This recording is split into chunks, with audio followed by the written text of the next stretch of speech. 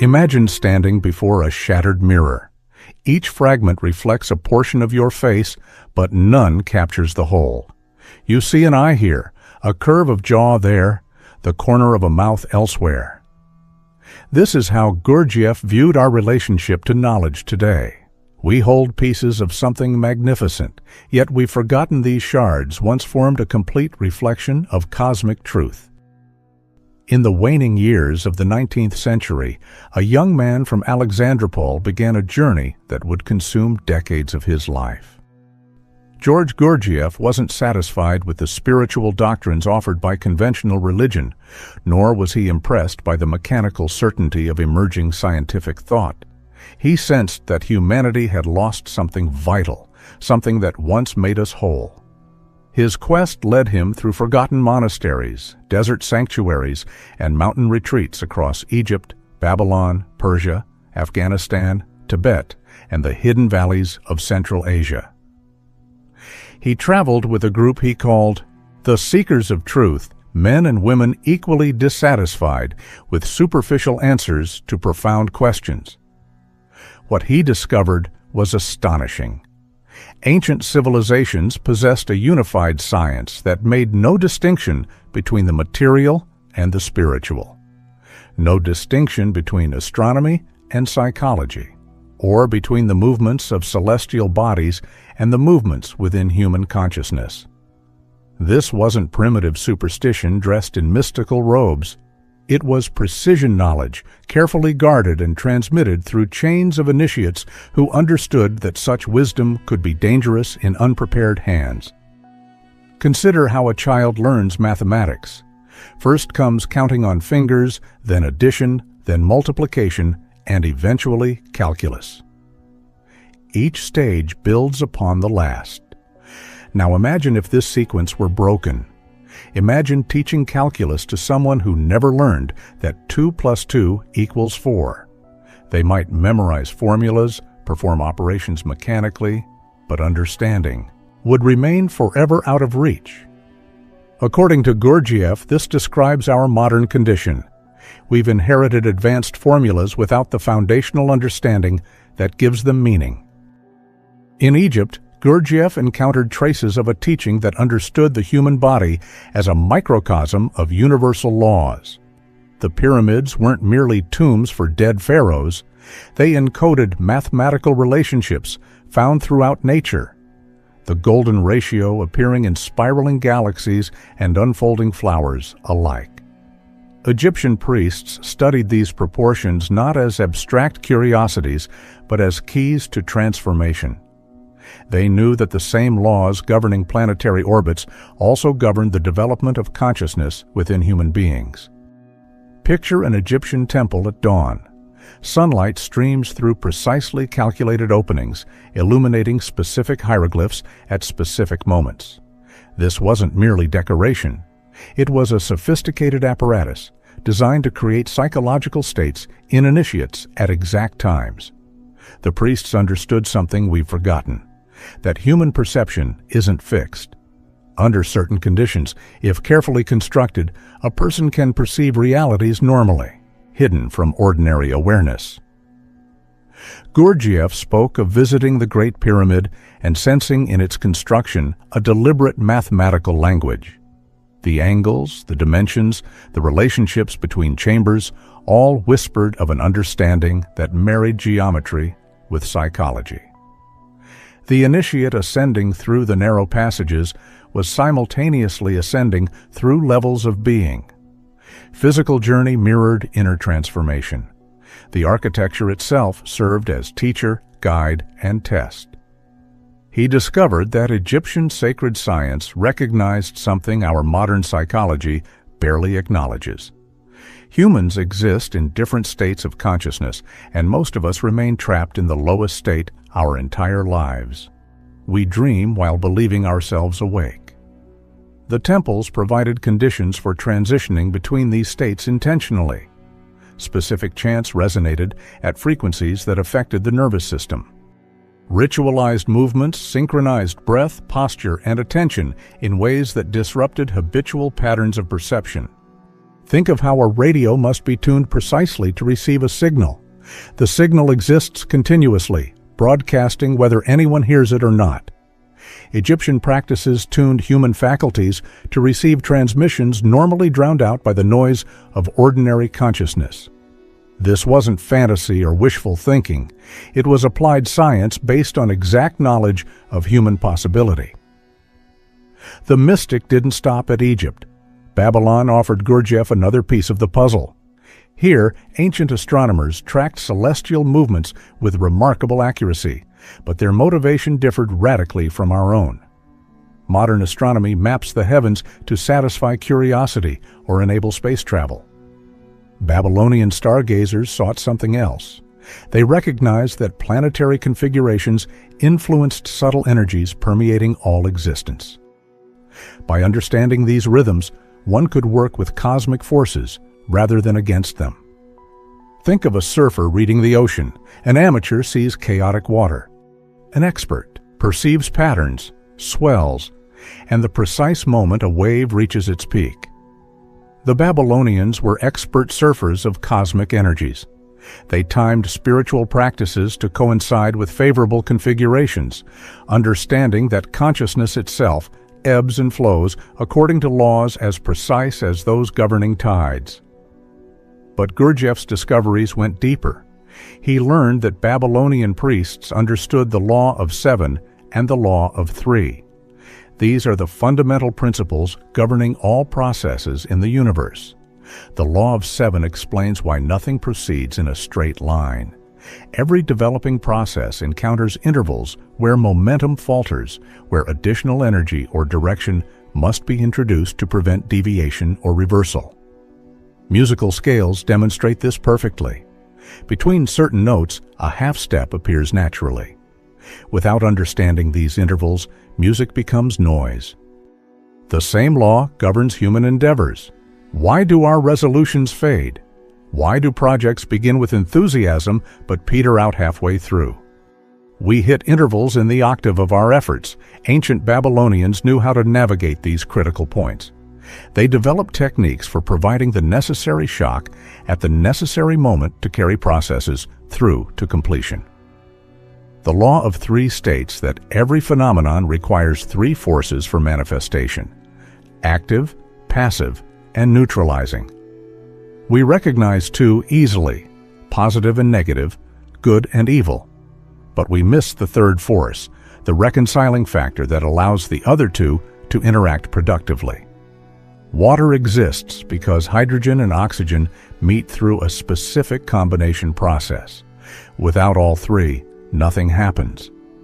Babylonian sacred science taught individuals how to perceive and work with these 3 forces in their own psychology.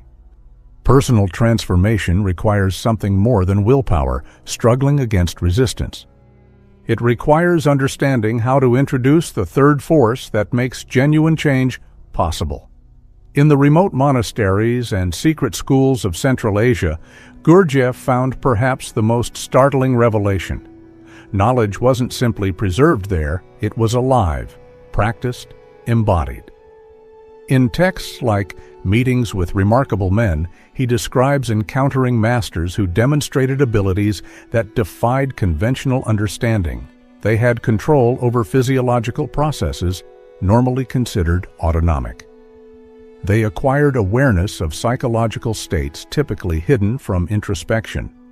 They were capable of intentionally producing effects upon matter that science would classify as impossible. One monastery he visited, which he called the Sarmung Brotherhood, possessed extraordinary secrets. Here existed a series of movements, sacred dances of extraordinary complexity. These weren't artistic expressions or religious rituals in our sense. They were textbooks written in gesture and posture. Each movement encoded specific information about the structure of cosmos and psyche. To learn the dance was to absorb knowledge that couldn't be transmitted through words alone. Imagine trying to explain color to someone born blind, or music to someone born deaf. Certain understandings require direct experience. The sacred dances provided that experience. A practitioner didn't just learn about the relationship between attention, sensation, and emotion. They lived it, felt it in their muscles and bones. They discovered it through their own efforts. Gurdjieff brought some of these movements to the West, performing them publicly in the 1920s. Audiences were mesmerized, but few grasped their true purpose. These weren't performances meant to entertain. They were demonstrations of precise inner work made visible. Each position of the hands corresponded to a specific quality of attention. Each sequence of steps reflected the unfolding of cosmic law. Dancers didn't just memorize choreography, they embodied living diagrams of universal principles. In these Central Asian schools, Gurdjieff also encountered the teaching of the enneagram, a 9-pointed geometric symbol that mapped all processes, both cosmic and psychological. This wasn't numerology or mystical symbolism. Instead, it was a practical tool for understanding how anything develops, transforms, and relates to everything else. The Enneagram combined the Law of 3 and the Law of 7 into a single visual representation, showing exactly where intervals occur in any process and how forces interact to produce results. Consider a seed becoming a tree. This transformation isn't random. It follows exact patterns encoded in the Enneagram. The same patterns govern how a child matures into an adult, how raw materials become finished products, and how impressions entering our senses become understanding or remain as mere information. Master the Enneagram, and you possess a key to reading reality itself.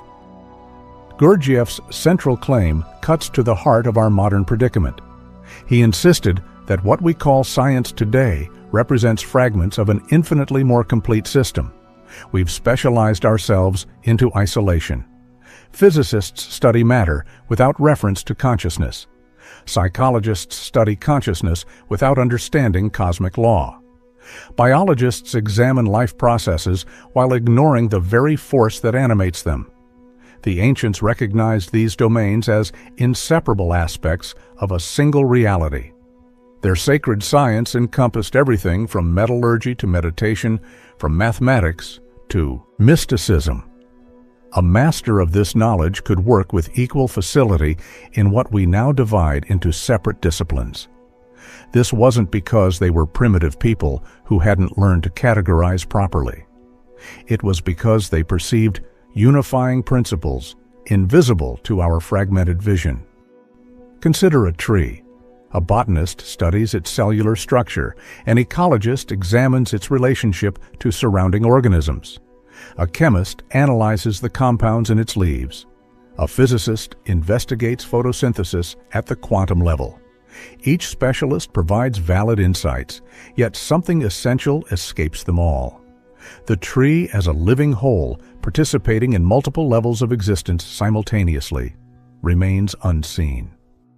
Ancient science began with unity and understood parts in relation to totality.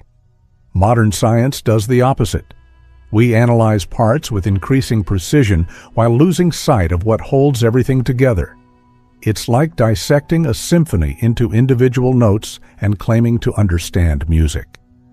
Gurdjieff spoke of 3 centers in human beings: intellectual, emotional, and moving. Each processes information differently. Each has its own form of intelligence. In most people, these centers function independently, often contradicting each other. Your mind decides to diet while your emotions crave food, and your body rebels against deprivation. Sacred science developed techniques for balancing and harmonizing these centers, creating what he called conscious labor and intentional suffering. This is a deliberate acceptance of the difficulty required for genuine transformation. Think of a pianist learning a challenging piece. The intellectual center must understand musical theory and structure. The emotional center must feel the piece's meaning and expressiveness. The moving center must develop the physical coordination to execute it. Hours of practice involve genuine struggle, fingers ache, focus wavers, frustration mounts. Yet this intentional acceptance of difficulty produces mastery.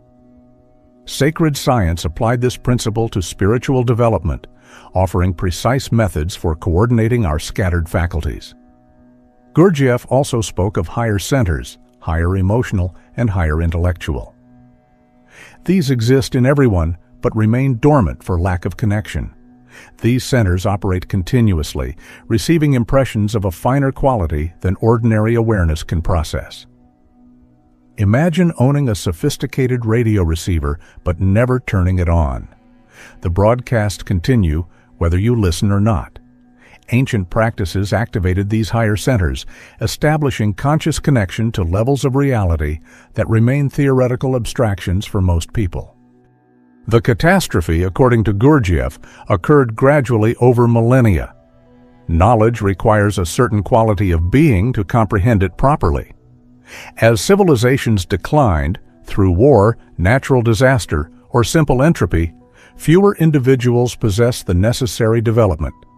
Teachings became diluted, corrupted, and eventually reduced to empty rituals performed without understanding. It's like a complex computer program copied and recopied through generations. Each iteration introduces small errors until it no longer runs. The code remains, but functionality vanishes. This happened to sacred science. The temples, rituals, and scriptures remained, but the animating understanding leaked away. People went through motions inherited from enlightened ancestors while remaining as mechanical as ever. What survived came down to us in myth, symbol, and sacred architecture. The Sphinx guards secrets encoded in its proportions. The zodiac preserves a psychology of cosmic types. Fairy tales conceal profound truths in innocent-seeming narratives. Alchemical texts describe not just chemical processes, but psychological transformation. But we've lost the key to these codes. We admire ancient monuments as tourist attractions while remaining blind to what they actually communicate. Gurdjieff's mission involved recovering this key, or at least enough of it, to point serious seekers in the right direction. He recognized that simply telling people about ancient wisdom was useless. Knowledge must be earned through effort. Information freely given has no value. He created conditions through movements, music, rigorous self-observation, communal work, and deliberate challenges. He wanted his students to taste for themselves the reality behind his words. The implications reach far beyond personal development. Our environmental, social, and spiritual crises stem from the same fragmentation that destroyed access to sacred science.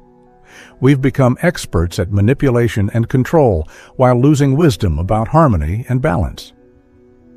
We can split atoms and edit genes, yet we don't know how to live peacefully with ourselves or each other. Ancient civilizations understood that outer achievements must align with inner development. Technology without wisdom breeds catastrophe. Don't mistake this for moral preaching. It was recognition of immutable law.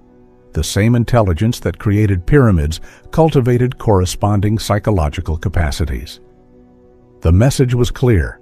Advance outwardly without advancing inwardly, and you inevitably create the instruments of your own destruction. We stand at such a precipice now. Our fragmented sciences have given us immense power without commensurate understanding. We're children playing with matches in a powder magazine. We are congratulating ourselves on our cleverness while flames creep closer to the fuse. Despite all the failures as humans, Gurdjieff's message contains hope. The knowledge isn't entirely lost. It persists in lineages, in texts, in practices, waiting for those with eyes to see and ears to hear. More importantly, it exists as potential within each person. We carry the same human organism that ancient Egyptians inhabited, the same consciousness Babylonian priests refined, and the same possibility that Central Asian masters actualized. The journey begins with recognition. We don't know. We think we know, which prevents actual knowing. A sick person who believes themselves healthy never seeks medicine. A fragmented person who mistakes fragments for wholeness never searches for completion. Gurdjieff offered a simple exercise. Try to be aware of yourself for 1 full minute. Not thinking about yourself, but directly conscious of your existence, here, now, alive in this moment. Most people discover they can barely maintain such awareness for seconds before attention wanders into a daydream, memory, or internal chatter. This reveals our condition starkly. We sleep through life, mistaking reactive mechanisms for conscious existence. Sacred science was designed to wake us up, not metaphorically, but literally, to transform us from beings who happen to us into beings who can consciously direct our own development. The path remains open, not easy, never easy. The ancient masters made it difficult deliberately, knowing that only genuine effort produces genuine results.